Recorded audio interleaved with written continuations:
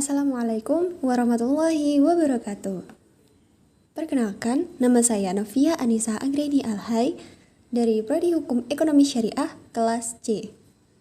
Pada kesempatan kali ini, dalam video saya akan membahas sedikit tentang Inkar as-Sunnah. Baiklah, mari kita simak video berikut. Inkar as-Sunnah terdiri dari dua kata, yaitu inkar dan sunnah. Kata inkar berasal dari akar kata bahasa Arab, yaitu inkaro, yankiru, inkaron, yang memiliki beberapa arti, yaitu tidak mengetahui dan tidak menerima baik di lisan dan di hati, serta bodoh atau tidak mengetahui sesuatu.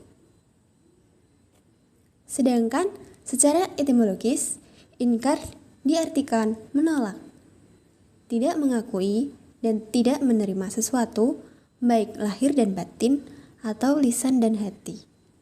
Sedangkan sunnah secara etimologi bermakna suatu perjalanan yang diikuti. Jika ditinjau dari segi terminologis, inkar sunnah adalah paham atau pendapat perorangan atau kelompok yang menolak sunnah Nabi Shallallahu Alaihi Wasallam sebagai landasan hukum Islam. Sunnah yang dimaksud di sini adalah sunnah yang sahih seperti sunnah amaliyah dan juga qaulan, fi'lan, dan takriran. Selanjutnya, kita akan mengenal tokoh-tokoh modern inkar as-sunnah.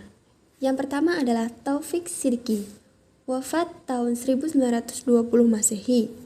Tokoh ini berasal dari Mesir. Beliau menolak hadis Nabi Shallallahu Alaihi Wasallam dan menyatakan bahwa Al-Quran adalah satu-satunya sumber ajaran Islam. Menariknya, beliau tidak pernah mencatat satu pun hadis Nabi Shallallahu Alaihi Wasallam semasa hidupnya, dan baru mencatatnya setelah Nabi Shallallahu Alaihi Wasallam wafat.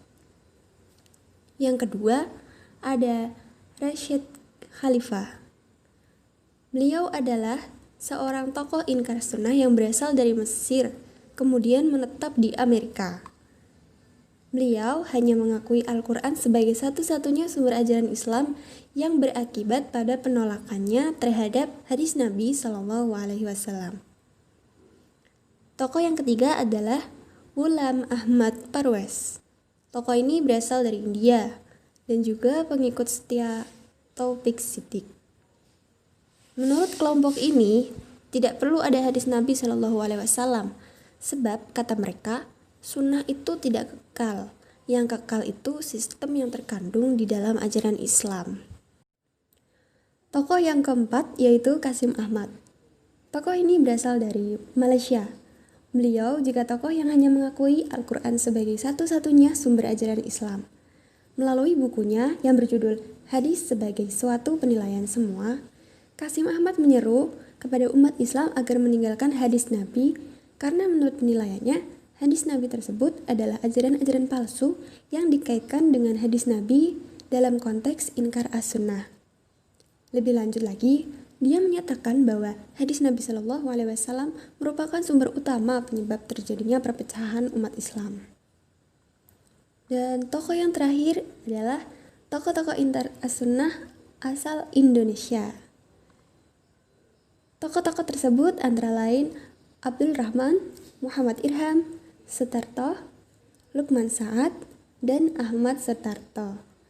Dan juga ada Nazwar Syamsu di Padang, Sumatera Barat. Dalimi Lubis dan Sanwani, Pasar Rumput, Jakarta Selatan.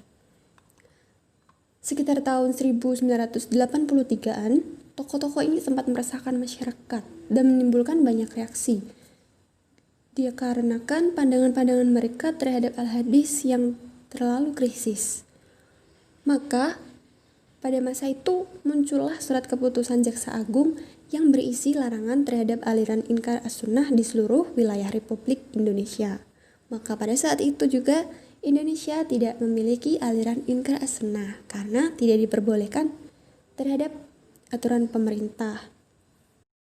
Asal mula hadis Nabi yang dihimpun dalam kitab-kitab hadis adalah dongeng-dongeng semata. Dinyatakan demikian Karena hadis Nabi lahir setelah lama Nabi wafat. Kitab-kitab hadis yang terkenal, misalnya Sahih Bukhari dan Sahih Muslim, adalah kitab-kitab yang menghimpun berbagai hadis palsu. Baiklah, apabila disimpulkan, maka poin yang pertama adalah ingkar sunnah merupakan paham atau pendapat perorangan atau kelompok yang menolak sunnah Nabi Shallallahu Alaihi Wasallam sebagai landasan hukum Islam. Sunnah yang dimaksud di sini mulai dari sunnah yang sahih baik secara substansial, yakni sunnah praktis pengamalan seperti sunnah amaliyah, atau sunnah formal yang dikodifikasikan para ulama yang meliputi perkataan, perbuatan, dan persetujuan Nabi Shallallahu Alaihi Wasallam. Poin yang kedua, faham ini muncul sebagai kelompok kecil dalam sejarah perkembangannya, sehingga faham ini tidak dapat berkembang dan tidak dapat memberikan warna dalam wacana dinamika pemikiran aliran dalam Islam, karena fahamnya cenderung memperlemah sendi-sendi dalam membangun syariat Islamiyah. Dan poin yang terakhir, yaitu semua argumentasi yang dikemukakan oleh kelompok ingkar sunnah sangatlah lemah, sehingga dengan mudah argumen mereka terhadap pengingkaran sunnah dengan mudah dipatahkan oleh para ulama. Baiklah, sudah di penghujung video. Terima kasih kepada Bapak Miski yang telah memberi saya kesan dalam tugas ini. Semoga video saya ini dapat bermanfaat bagi para audiens. Kurang dan lebihnya saya mohon maaf.